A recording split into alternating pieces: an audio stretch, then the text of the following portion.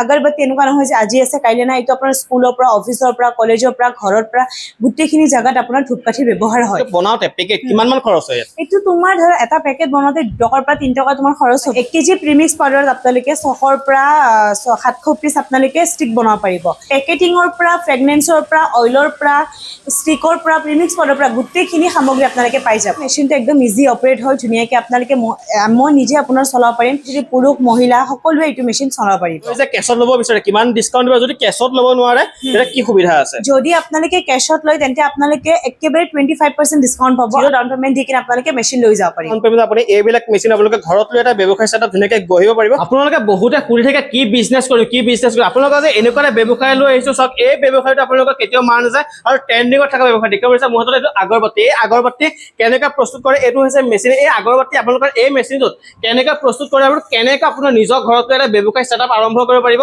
গোটেইখিনি জনাই আছো। মই আহিছো মা কামাখ্যা একেবাৰে এগৰাকী মেম আছে, ধুনীয়াকে কথাখিনি বুজাই দিব যে কেনেকৈ আপুনি এটা বিজনেছ সেটআপ ঘৰতে গঢ় দিব পাৰিব, লগতে কেনেকৈ টকা উপাৰ্জন কৰিব পাৰিব। তোমালোকে আজি ইয়াত আহিলে একদম ধুনীয়াকে আগৰবাতি মেচিন আছে ইয়াত।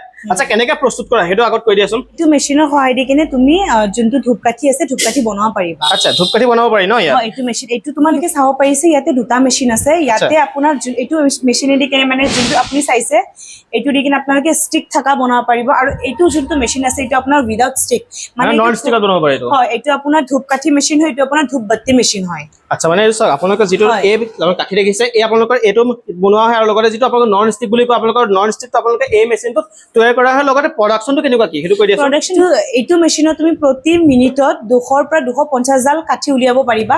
আৰু লগতে যদি মেচিন যদি তুমি 8 ঘণ্টা চলোৱা তে 200 কেজিৰ ওপৰত প্ৰডাকশ্যন কৰিব পাৰি এইটো মেচিন। মানে ক'বলৈ গ'লে আপোনালোকৰ 8 ঘণ্টা 200 কেজি ওপৰত যাব ন? 200 কেজি বহুত বেছি প্ৰডাকশ্যন হ'ব আপোনালোকৰ। আপুনি যদি ব্যৱসায় কৰিম বুলি ভাবিছে তেতিয়াহ'লে 8 ঘণ্টাত আপোনালোকৰ 200 কেজি ওপৰত আপোনালোকৰ প্ৰডাকশ্যন হ'ব। লগতে আপোনালোকে এইটো ধূপকাঠি আপোনালোকে কেনেকৈ চাওক ইয়াত আপোনালোকৰ ষ্টিক দিয়ে, এইটো আছে আপোনালোকৰ নন ষ্টিকত তেনেকৈ কৰিব পাৰিব। লগতে প্ৰডাকশ্যনটো ক'লা, আৰু লগতে চাওক কোনোবাই যদি তোমালোকৰ ইয়াৰ পৰা এটা মেচিন লৈ যায় গেৰাণ্টি ৱাৰেণ্টি কেনেকুৱা কি দিবা? হয়, ৱাৰেণ্টি আমাৰ 1 ইয়াৰ থাকিব আৰু 5 বছৰ আমাৰ ফালৰ পৰা চাৰ্ভিচ থাকিব। তাৰ মাজেৰে কি আমাৰ আপুনি এইটো মেচিন চাব পাৰিছে। মেচিন আপোনাৰ একেবাৰে ইজি অপাৰেট হয়। এইটো আপোনালোকে ভিডিঅ'ত চাব পাৰিছে কেনেকৈ চলি আছে। মেচিন আপোনাৰ একেবাৰে ইজি অপাৰেট হয়। এই মেচিন যোনটো আপোনালোকে হপাৰ চাই আছে এইটোত আপোনালোকৰ প্ৰিমিক্স পাউডাৰটো দিব লাগিব। আৰু এইবোৰত আপোনালোকৰ যেনেকুৱা ষ্টিক্স লগোৱা ইয়াতে আপোনাৰ ষ্টেণ্ড লাগিব, ষ্টেণ্ড লগাই দিলে বেম্বু ষ্টিকবোৰ লগাব লাগিব। তাতে আপোনালোকে প্ৰিমিক্স পাউডাৰ, ফ্ৰেগনেন্সৰ পৰা, বেম্বু ষ্টিকৰ পৰা যিখিনি আপোনালোকৰ বস্তু লাগিব বনোৱাৰ কাৰণে গোটেইখিনি সামগ্ৰী আমাৰ ইয়াৰে পৰা আপোনালোকে পাই যাব। আৰু গোটেইখিনি সামগ্ৰী ধৰক আপোনালোকে যি প্ৰিমিক্স পাউডাৰত আপোনালোকে 600ৰ পৰা 700 পিচ আপোনালোকে ষ্টিক বনাব পাৰিব। আৰু যোনটো আপোনাৰ বেম্বু ষ্টিক আছে 1 কেজি বেম্বু ষ্টিকত আপুনি 3500ৰ পৰা 4000 পিচ আপোনালোকে বনাব পাৰিব। লগতে তোমাৰ হাতত যোনটো পেকেটিং আছে এনেকুৱা পেকেটিঙৰ কাৰণে যিখিনি আপোনালোকৰ বস্তু লাগিব গোটেইখিনি সামগ্ৰী আপোনালোকে পাই যাব। পেকেটিঙৰ পৰা, ফ্ৰেগনেন্সৰ পৰা, অইলৰ পৰা, ষ্টিকৰ পৰা, প্ৰিমিক্স পাউডাৰৰ পৰা গোটেইখিনি সামগ্ৰী আপোনালোকে পাই যাব।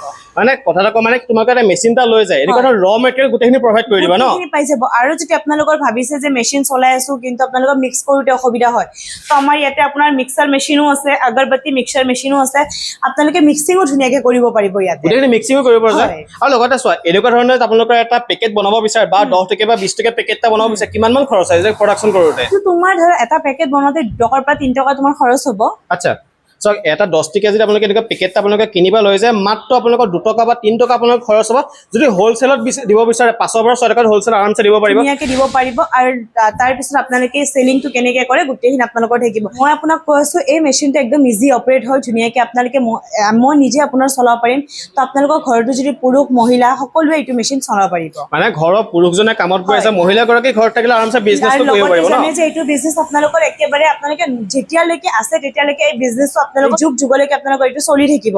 কাৰণ আগৰবাতি এনেকুৱা নহয় যে আজি আছে কাইলৈ নাই, এইটো আপোনাৰ স্কুলৰ পৰা, অফিচৰ পৰা, কলেজৰ পৰা, ঘৰৰ পৰা গোটেইখিনি জাগাত আপোনাৰ ধূপকাঠি ব্যৱহাৰ হয়। ক'বলৈ মছজিদ, মঠ মন্দিৰ সকলোতে ব্যৱহাৰ কৰা হয়। সকলো জাগাতে আপোনাৰ এইটো ব্যৱহাৰ হয়। সেইকাৰণে আপোনালোকৰ এইটো যদি বিজনেছ কৰিম বুলি ভাবিছে ধুনীয়া এটা বিজনেছ আপোনালোকে কৰিব পাৰে। কাৰণ জীৱনভৰ কেতিয়াও ব্যৱসায়টো মাৰ নাযায়। এইটো আপোনাৰ মাৰ নাযায়। ওকে ছাৰ, আৰু এটা কথা হয় মানে কি তোমালোকৰ ইয়াৰ পৰা যদি কোনোবা এটা মেচিন লৈ যায় বা ভাল পাইছে মেচিনটো লৈ যায় কেছত ল'ব বিচাৰে কিমান ডিছকাউণ্ট দিব? যদি কেছত ল'ব নোৱাৰে তেতিয়া কি সুবিধা আছে? যদি যদি আপোনালোকে কেছত লয় তেন্তে আপোনালোকে একেবাৰে 25% ডিছকাউণ্ট পাব আৰু বাকী যদি আপোনালোকে যদি বেংক লোন কৰে বা আপোনালোকে DIC লোন কৰে সেইটো আপোনালোকৰ কথা তাতে আপোনালোকে যেতিয়া ল'ব লোন প্ৰচেছিং হ'ব প্ৰচেছিঙত যেতিয়া আপোনালোকৰ গোটেইখিনি কমপ্লিট হৈ যাব পেমেণ্ট আহিব তেতিয়াহে আমাৰ ফালৰ পৰা আপোনালোকে মেচিনটো ল'ব পাৰিব EMI টো খালি আমাৰ ফালৰ পৰা নহয় বেংকৰ ফালৰ পৰা হ'ব মানে বেংকৰ ফালৰ পৰা হ'ব ন হয়। আৰু কোনোবা এটা তোমালোকৰ পৰা মেচিনটো লৈ যোৱা আগৰবাতি হওক বা ধূপবাতি আপোনালোকৰ যদি কোটেশন লয় তোমালোকে প্ৰভাইড কৰিবানে হয় আমি কোটেশন দিলে আমি গোটেইখিনি প্ৰভাইড আমাৰ ফালৰ পৰা হৈ যাব আচ্ছা চাওক তেখেতসকলে এইবিলাক মেচিন লৈ গ'লে যিবিলাক কোটেশন লাগিব লোন এটা এপ্ৰুভ কৰিব হ'লে একদম ধুনীয়াকৈ